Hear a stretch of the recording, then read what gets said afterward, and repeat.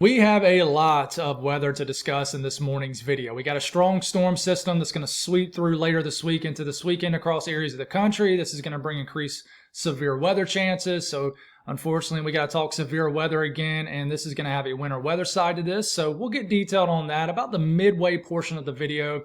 But I first want to dive into this pattern change that I personally think is brewing for the middle portion and later portion of this month. This is going to bring shots of cold air, of course, increase winter storm chances across areas of the country. But the big question, of course, is where is that going to happen? Are we going to get any snow for the south? I know a large portion of my audience is further to the south.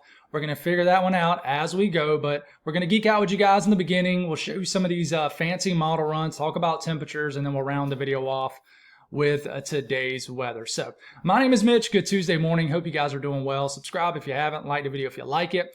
And if anybody has anything that I can pray about or pray over, please drop it in the comments below. Let's get rocking and rolling this morning. So let's discuss this upper pattern first. We're going to start off with Saturday, so we'll skip a couple days out ahead of us. Now you see this blue blob here.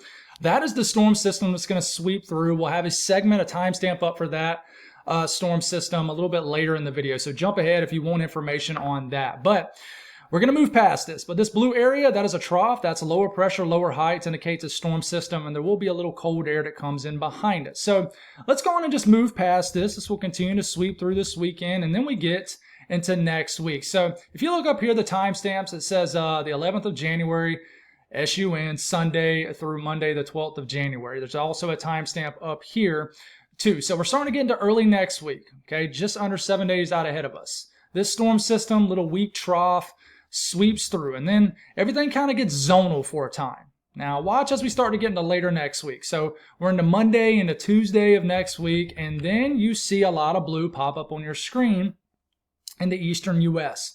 That is a signal, in my opinion. We've been hawking the horn at this about mid-month for a storm system, or at least a trough, a dip in the jet stream diving down to the eastern U.S. Now, this is the Euro Ensemble. In my opinion, this is the king of all models still. Even though we have all this AI model guidance and stuff like that, I still will always favor this until proven otherwise. So we have this big blob of blue. Don't immediately think that's snow over areas of the southeast, but this is lower pressure. We could have some energy in the form of a storm system. It could just be cold and dry. This doesn't just necessarily mean a storm system or cold air, but normally this area in blue does bring cold air down with it. So I'm going to draw on this a little bit. Let's make sure we got this going correctly. We do. You see this ridge nudge over areas of the Eastern Pacific and then the Western U.S. We call this a positive PNA. So it's a ridge out west. Now, we continue to have this trough over Alaska. We call that a positive EPO, which means a fancy term for teleconnections for Alaska is basically cold. There's a trough. It's still remaining cold in Alaska. Now, we do have a little bit of blocking up here, not much, but let's not get too caught up in that. What we're seeing here, ridge right here, this is going to allow for some energy to maybe spill down into this trough. There's cold air trying to dive into this dip in the jet. Are we going to get some type of energy, like a low pressure that kind of pops off right here, or are we just going to get some northern stream energy that kind of comes down with this? The big question is, are we going to have some type of big storm system in this time period? Most model guidance says no, that this is just a northern stream dominated kind of pattern where we're going to just have northwest flow snow, but that could change fast. I just think the energy gets going a little bit too late off the coast of the eastern U.S., but I do think this will bring a shot of cooler air, but we need to continue to watch this. When you look at this at face value, you immediately think, okay, we got something working here. Well, not necessarily, but I think we still need to watch this time frame like crazy. Okay, so this is kind of getting past day 7, getting in kind of in between the day 7 to day 10 time frame. Something is going to happen in the eastern U.S. in this time frame.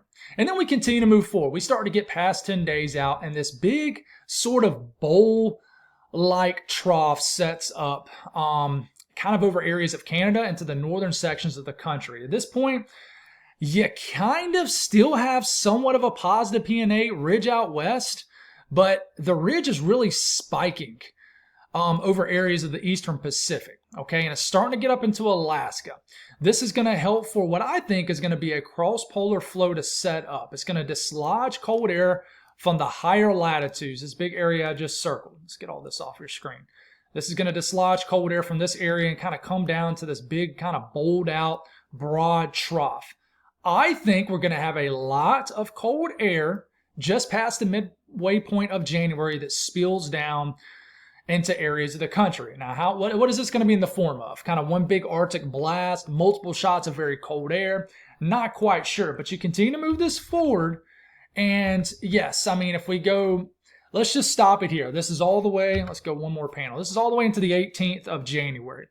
Yeah, you do see a ridge nudge over the southern tier of the country, but we've had some trends, some ticks in a direction that's kicking the can with this ridge down here. But regardless, this is a mean looking ridge that is definitely going to be in favor for us winter weather fans that really spikes up in this area. But we're starting to get what we call a negative PNA, which shows a trough kind of digging over the western U.S. We're kind of losing that ridge influence over the western U.S. and we're getting a true negative EPO now, but we lose our positive PNA. We need both of them to work in tandem to get a real good threat for a deep south, winter weather event and just increase winter storm chances across the central to eastern U.S. in general. But let's not get too caught up in the details of things that are, past 300 hours out. To me, ridge spiking dislodges cold air down. I think that this screams some sort of boundary into here. That doesn't mean that we can't get winter weather in this area. But man, to me, this screams overrunning Arctic boundary. If we get energy that kind of surges through here, I mean, that's a cold look kind of dropping down. It's just not, it's not a suppressive look. But you go all the way to the end, I mean, might as well. And that is a strong trough signature kind of diving into this area. So that means that, energy might kind of dive into here and then kind of eject into this region right here. But don't get bummed out when you're in the south. Listen, some things could change fast. When you have a ton of cold air very close, and I know I say the blue doesn't always mean cold air, but it always brings down cold air. It just doesn't mean that it brings down cold air and winter storm chances and a winter storm and stuff like that. But that is a strong signature for a lot of cold air dropping down with a mean spiking ridge across areas of the Pacific teleconnections right out there. So same thing, and I'll breeze through this a lot faster. Don't want to get too caught up in all this, but the Euro AI ensemble, and we move this forward. There's a storm system this week that sweeps in and out, and then there's that trough that sets up. Now, the Euro AI ensemble from overnight is more favorable for some cold air, a little bit more widespread across the eastern U.S. And even though this might be a cold and dry pattern, sometimes you can get an aggressive digging northern stream kind of setup where this digs down aggressive enough, pivots, gets neutral, and then gets negative. And sometimes just pure northern stream stuff can get the job done. But we really need some energy undercutting this ridge right here to kind of combine with some energy that's dropping down at the side of this ridge. You need a lot of things to come together for the south. You need proper ridge placement in the western U.S., a proper trough axis and response.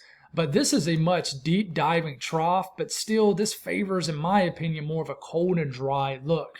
But there is still a storm potential in this time frame. Ridge spiking here, kind of broadened out. We need this to spike way up here. Allows for energy to dive more like this, but this is still going to bring some cold air into this dip in the jet stream. Do we have a low pressure that pops off at the base of this trough or kind of right into here? GFS likes this time frame, especially the run overnight last night. Oof, and I'll show it to you just to make everybody happy. But we continue to move forward, and then it shows what the Euro ensemble shows. It broadens the trough out, shows kind of a zonal ridge, really spikes this ridge up into Alaska here, but we lose that positive PNA and turns more negative with a trough that sort of digs across the western U.S. But like I said again, big ridge spiking into the higher latitudes, dislodges cold air to the south. Where's that storm track set up? Regardless, to me, this screams some sort of Arctic boundary setting up. I mean, it just does. It's a lot of cold air and energy kind of doing like this. We need more of this. For the south, we need this cold air to press more down here. So, yeah, I mean, and you go all the way to the end of the run, and this is getting kind of into the 19th, 20th, 21st. And, it just dives that trough down into the western U.S., and in response kind of spikes this ridge. But listen, this can change. I'm telling you. We've already had ticks that kind of kicks the can with this ridge, but At the same time, don't want to wish cast, at the same time, that's what it shows. Now, this is kind of the 5-day ensemble smooth out run from day 10 to day 15. So, from the 15th to the 20th. So it shows that bold out trough even better when you look at the 5-day ensemble run here. And here it is. I mean, it's a classic look for a lot of cold air spilling down. It's just, where does the cold air stop? Okay, can we get rid of this? Listen, the trend has been, when you see a trough out west, we always trend away from it. Model guidance keeps it's like it just pulls a Lucy on people, kind of just moves the football on people who want winter weather for the west, and just never really verifies as a trough out west. It always shifts to the central and eastern U.S., but that could change. So, same thing. You look at the smoothed out 5-day ensemble run off the Euro AI ensemble, past the midway point of the month, and that is a large signal for a lot of cold air dropping down. It's just how far south. That, man, I'm telling you, that screams overrunning. And when I say overrunning, I'm meaning a lot of moisture overrunning shallow, cold Arctic air. Okay, where's that going to happen? And same thing with the GFS ensemble. And we're just going to look at the OOZ here. It's positioned a little bit more to the east, so that would favor, a little bit more cold air diving down a little bit further south in the eastern U.S. So, at the end of the day, I know everybody just wants to see these fantasy runs, and I'm going to show it to you. So this is the latest Euro. We're going to skip the storm system this week. I'll have a segment for that here in a second. And we start off Sunday, timestamp up here, January the 11th. And we move forward. Is there anything showing up? It actually wants to try to throw a little bit of winter weather here in deep in southern areas of Texas late Sunday night. I don't believe that, but anyways, it kind of ejects some energy right here. A little bit of cold air nearby, and wants to show some rain, snow, but I don't know if that's going to happen here. But we start to get into midway next week. That's when that trough digs down across the eastern U.S. Doesn't really affect the central U.S. as much as the eastern U.S. But we kind of get past that point. This is when a lot of cold air begins to spill down, kind of that bold out trough that I'm talking about. And that's when you start to get the overrunning look. So this is, for example, not a forecast, but the 17th of January. You got moisture riding up, hitting the cold air, and we got this winter weather event showing up across the middle of the country. And then cold air dives even further to the south. Now we get very far out, 300 hours out, like the 18th of January, and that is a lot of cold air nosediving all the way to the Gulf coastline. And, it just doesn't show any moisture, though, on this specific run. Now, what about the GFS? Okay. Same thing starting off Sunday morning. Okay, we get into next week, the 12th, and we get into the 13th. There's some moisture down in the south, no cold air. There's that trough diving down across the eastern U.S., but nothing across the middle of the country. And then we get the day 9, day 10, that broad trough with a ton of cold air dropping down. Cold air quite literally just oozes slowly to the south. And then we start to get that flashes of overrunning, 18th, 19th, kind of the Martin Luther King Day, MLK kind of period, right? And there it is, some moisture kind of tapping into that Arctic feed coming down. And that makes sense, because if you look at this, guys, it's exactly what it shows. Kind of, there's that boundary right there. And if you look at this, that's exactly where it is. Not saying it's a forecast, it just kind of meets up with model guidance very well. And then it just shows, and let's see if we have more of the run here. I think we do. And it just shows the risk of overrunning. Just shows kind of some moisture tapping into some of that cold Arctic air. Now, if you look at the run from last night, kind of go into that time frame, it shows Arctic air diving down more so into the central U.S. and shows a winter storm cranking up across the mid-south. I'll show you more of that here in a second. And then more cold air diving down.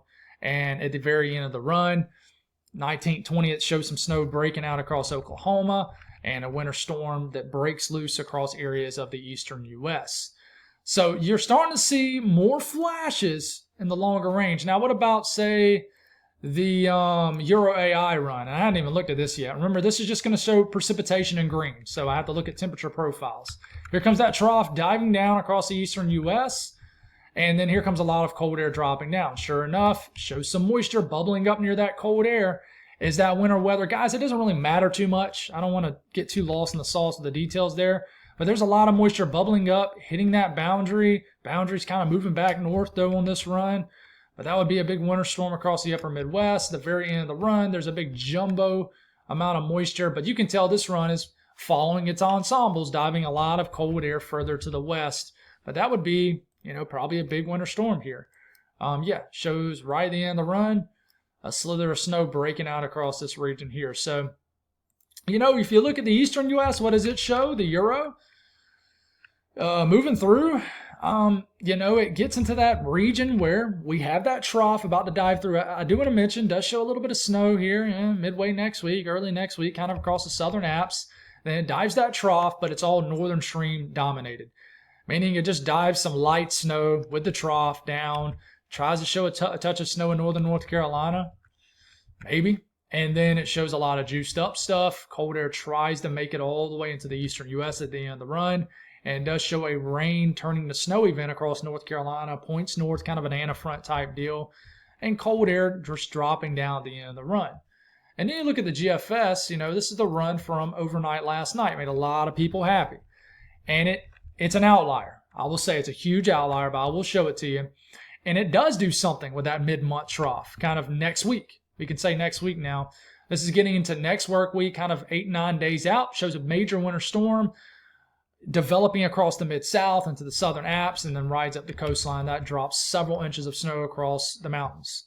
Okay, but then, we get past that, and it does show an aggressive northwest flow snow event behind it, and shows some more snow trying to sneak into the western deep south, and then it shows a big winter storm at the very end of the run. But if, you switch it back and you look at the current run, and I will mention, hey, a little bit of northwest flow snow showing up later this weekend into early next week.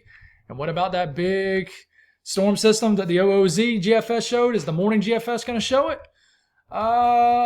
It just shows back to northwest flow snow. Now, that is an aggressive northwest flow snow event, but we're all sick of that. It's got to do something different. The mountains score on that. Nobody else does. But it just totally flipped and doesn't show that crazy run. So if you see that run flash all over social media, I'm telling you now, don't believe it.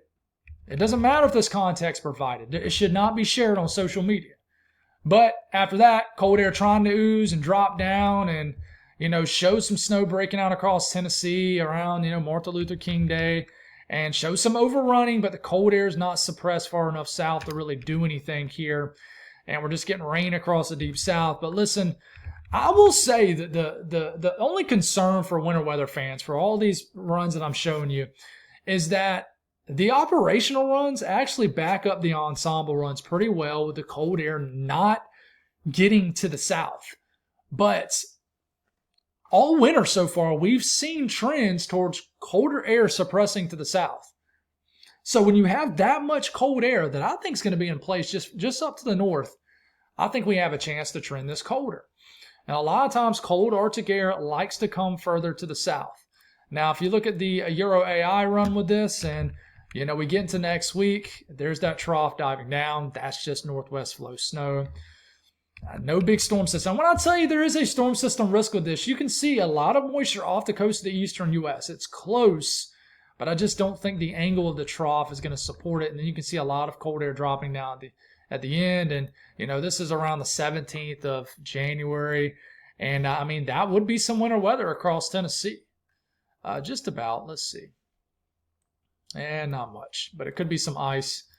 But, we continue to run here. A lot of cold air right up here. But on this run, everything's amped up.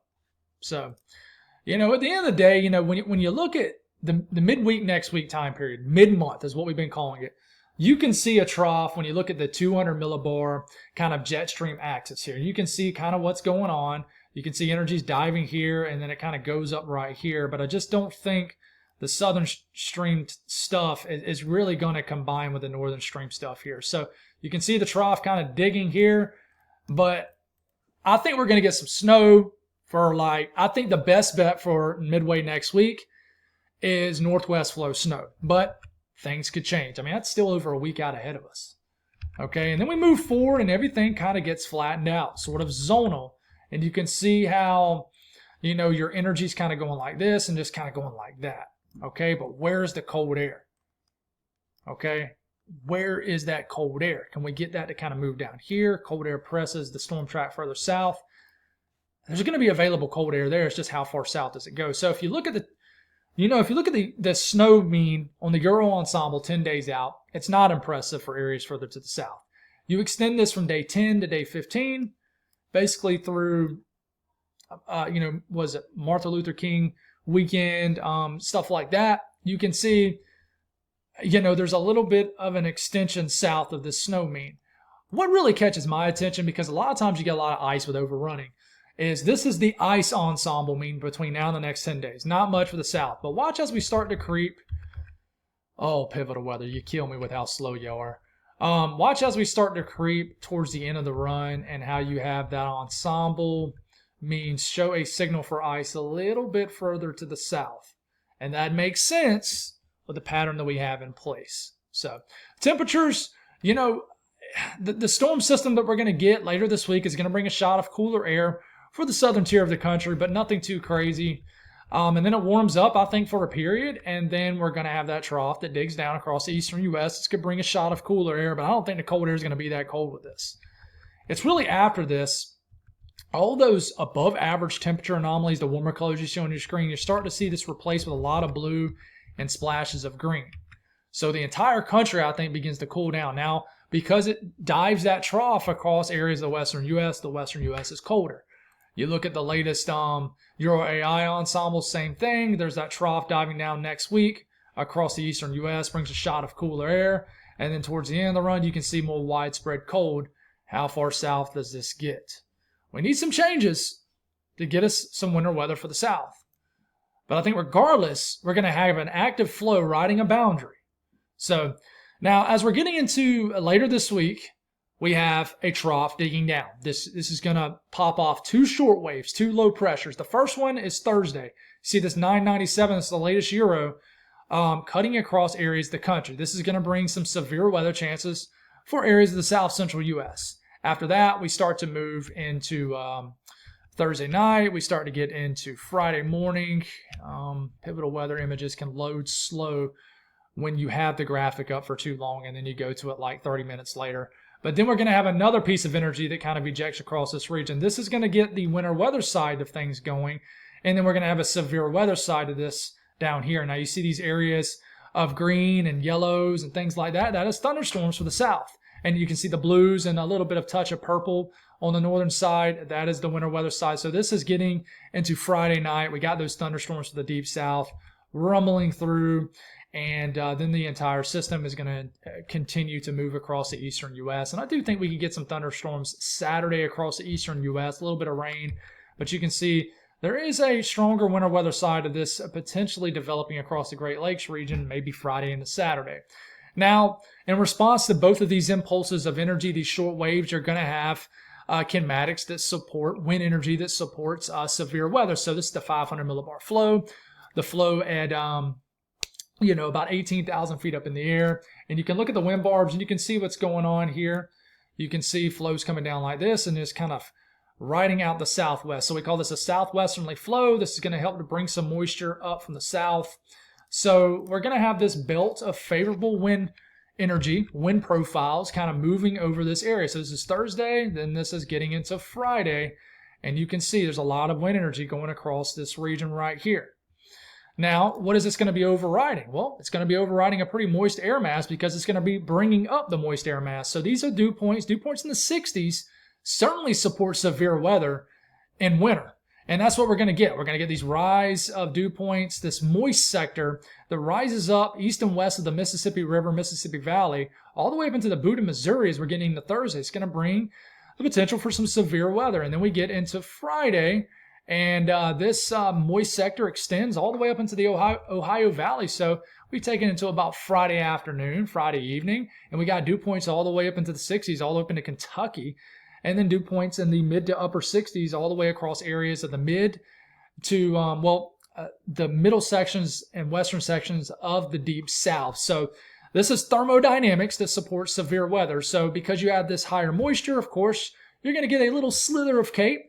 This is mixed layer CAPE at around, a few hundred joules per kilogram. You don't need much in the winter.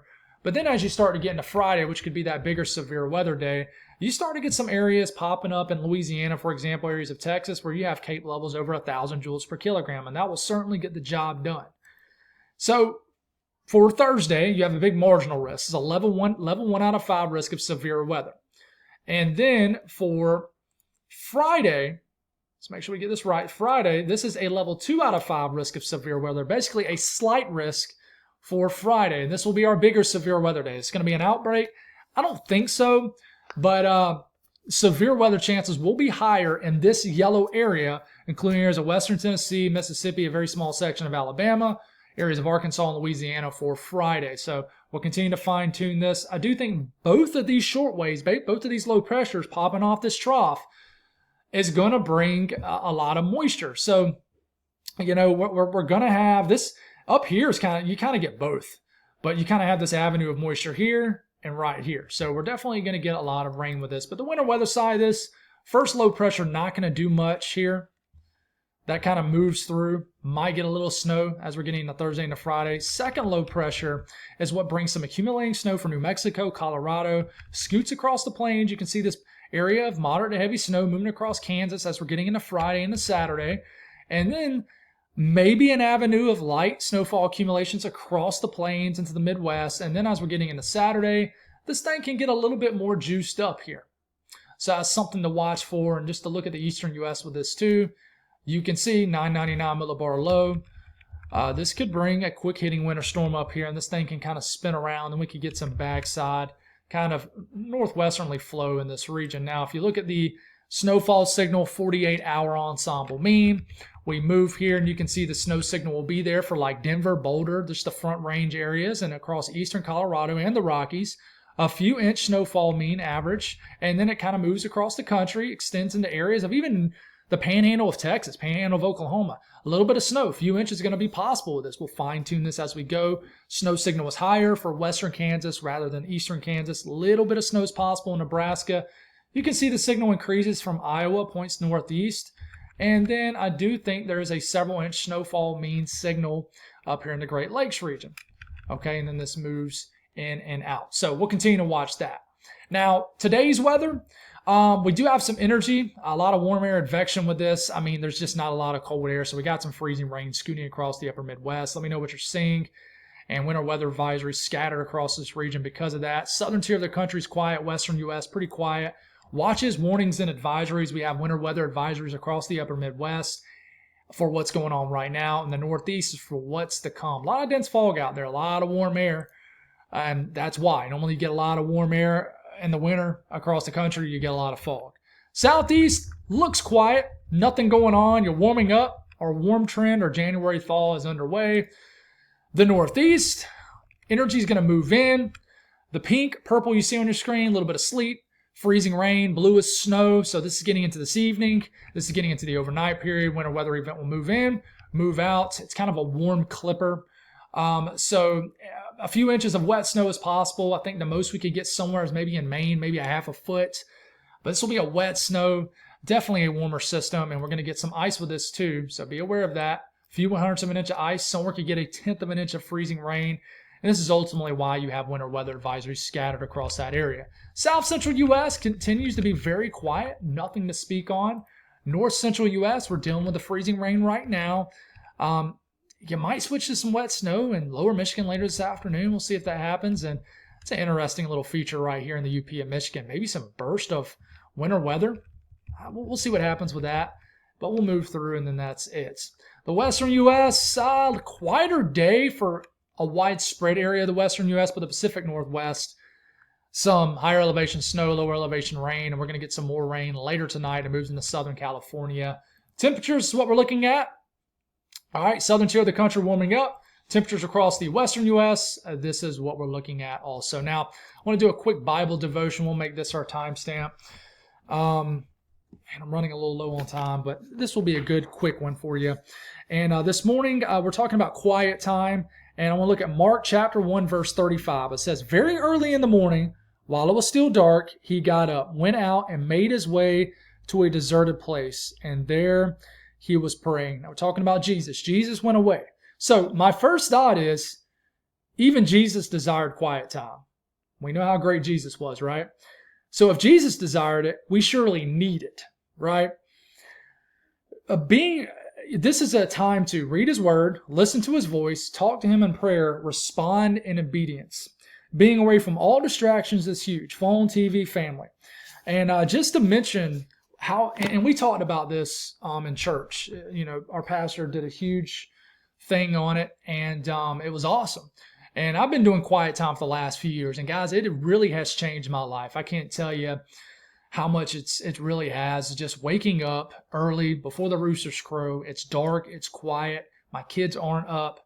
And what I mean by distractions from family is you got to, trying to do a quiet time in the evening is going to be tough. Now, I understand not everybody works an 8 to 5 job, but I'm always going to recommend the morning times. But it is really a great time to connect with God, and it's going to be a tone setter for your rest of your day. It always will be. I had never have regrets with waking up early, guys. It's just getting up. It's the toughest thing. But if there's any, I don't want to speak on behalf of everybody, but if there's any New Year's resolution that you should make it to get up a little extra early and have some quiet time with the Lord. It'll be huge. Read the Bible, talk to him. And respond in obedience. So that's all I got. Thank y'all for tuning in. God bless all y'all. We'll continue to try to figure this one out. Here's the good trends for us areas in the South. God bless all y'all. We'll talk again soon.